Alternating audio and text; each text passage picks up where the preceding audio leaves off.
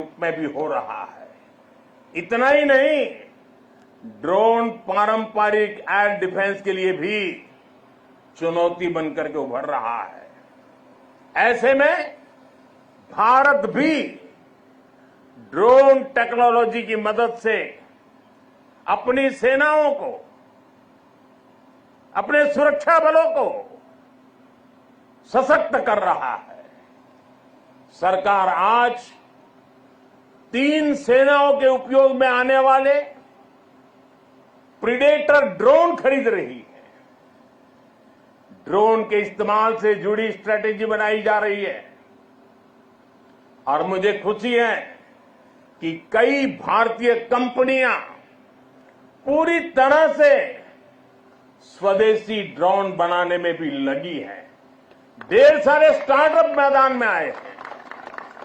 साथियों, आज युद्ध की प्रकृति बदल रही है। आज सुरक्षा के विषय भी नए नए पनपते जा रहे हैं। भविष्य की चुनौतियां और जटिल होंगी।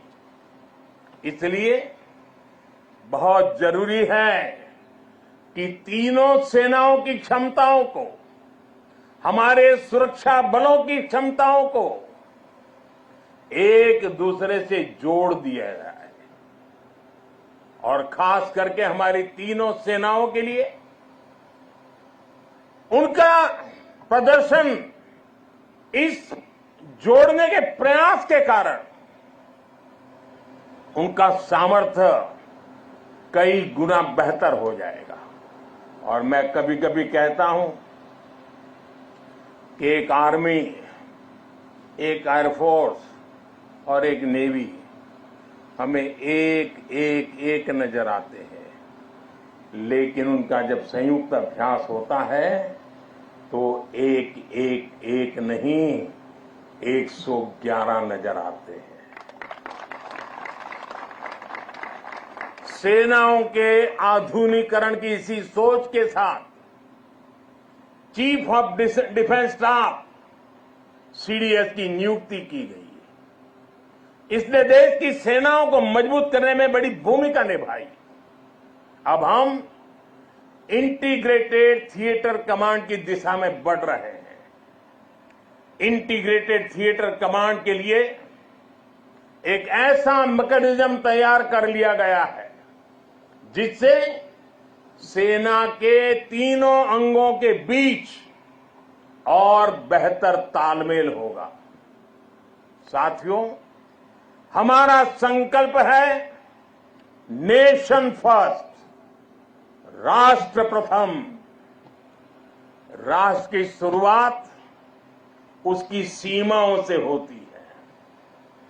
इसलिए बॉर्डर इंफ्रास्ट्रक्चर का विकास देश की सबसे बड़ी प्राथमिकताओं में है।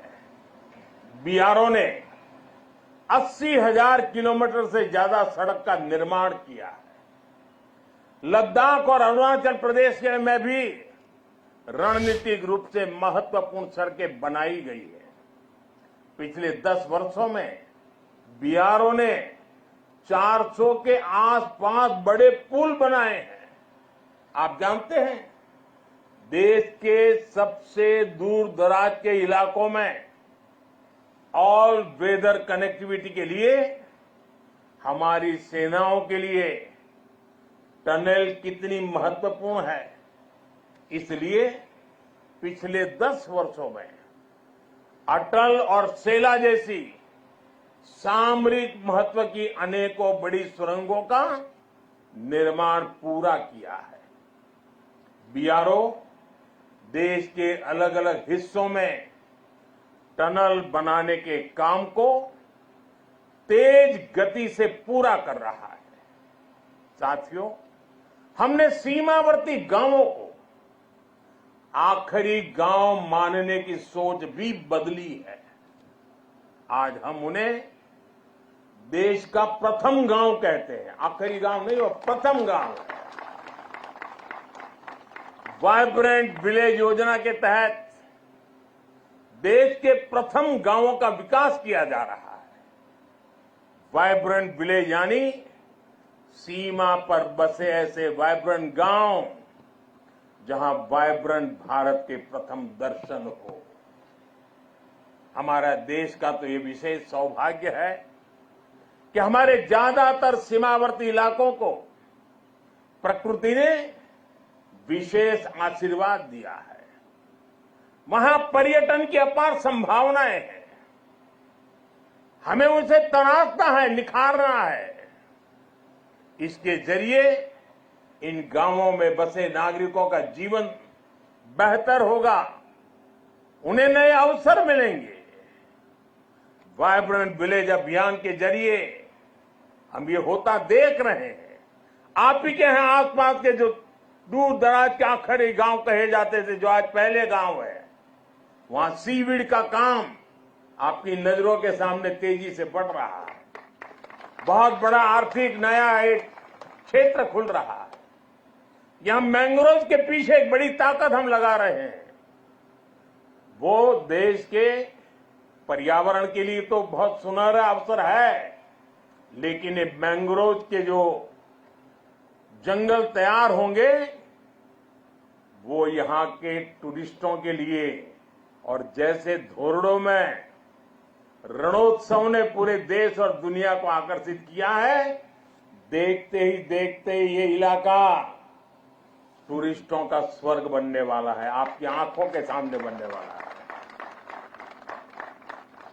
साथियों, इस विजन को आगे बढ़ाने के लिए हमारी सरकार के मंत्री भी सीमावर्ती वाइब्रेंट विलेज में जा रहे हैं।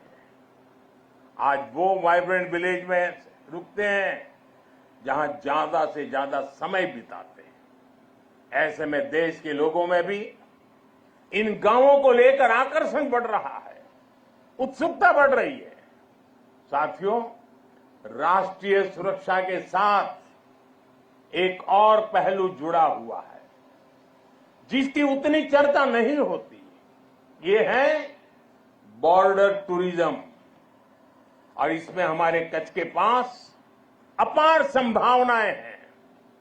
इतनी समृद्ध विरासत, आकर्षण और आस्था के इतने अद्भुत केंद्र और प्रकृति की अद्भुत देन। गुजरात में कच्छ और खंभात की खाड़ी के मैंग्रोव फॉरेस्ट बहुत महत्वपूर्ण है। गुजरात के समुद्री तटों पर समुद्री जीवों और वनस्पतियों का पूरा इकोसिस्टम है। सरकार ने भी मैंग्रोव के जंगलों के विस्तार के लिए कई कदम उठाए हैं। पिछले वर्ष लॉन्च की गई मिस्टी योजना पर सरकार तेजी से काम कर रही है। साथियों, यूनेस्को वर्ल्ड हेरिटेज साइट में हमारा धोलावीरा ये भी शामिल है, और वो तो हमारे देश के हजारों साल के सामर्थ्य की पहचान है। धौलावीरा में सिंधु घाटी की सभ्यता के अवशेष बताते हैं कि हजारों वर्ष पूर्व वो शहर कितने व्यवस्थित तरीके से बसा हुआ था। यही गुजरात के समुद्र से थोड़ी दूरी पर लोथल जैसे व्यापारिक केंद्रों ने भी एक समय में भारत की समृद्धि के अध्याय लिखे। लखपत में गुरु नानक देव जी की चरण रज है।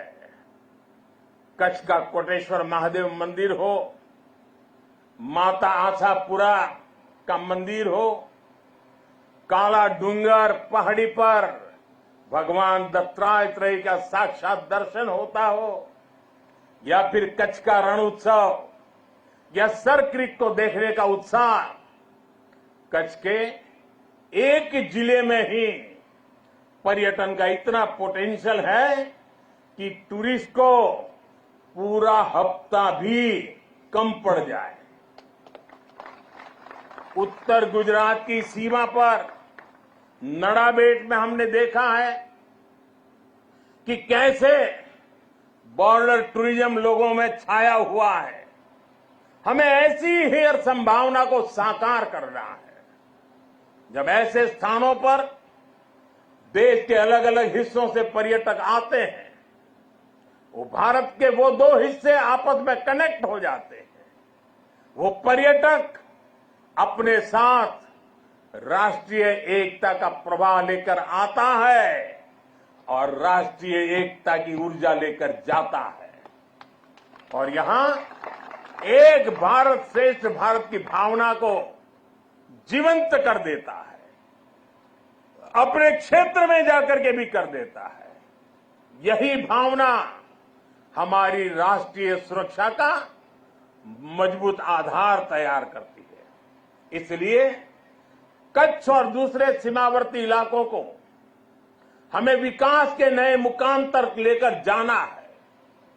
जब हमारे सीमावर्ती क्षेत्र विकसित होंगे, वहां सुविधाएं होंगी, तो इससे यहां तैनात हमारे जवानों का लाइफ एक्सपीरियंस भी बेहतर होगा। साथियों, हमारा राष्ट्र जीवंत चेतना है, जिसे हम मां भारती के रूप में पूजते हैं। हमारे जवानों के तप और त्याग के कारण ही आज देश सुरक्षित है, देशवासी सुरक्षित है। सुरक्षित राष्ट्र ही प्रगति कर सकते हैं। इसलिए आज जब हम विकसित भारत के लक्ष्य की ओर इतनी तेजी से बढ़ रहे हैं, तो इसमें आप सब इस स्वप्न के रक्षक हैं। आज हर देशवासी अपना 100% देकर राष्ट्र के विकास में अपना योगदान दे रहा है, क्योंकि उसे आप पर भरोसा है। मुझे विश्वास है आपका ये शौर्य इसी तरह भारत के विकास को बल देता रहेगा। इसी विश्वास के साथ आप सबको एक बार फिर दीपावली की हार्दिक शुभकामनाएं। आप सबका बहुत बहुत धन्यवाद। मेरे साथ बोले भारत माता की, भारत माता की, भारत माता की, भारत माता की। वंदे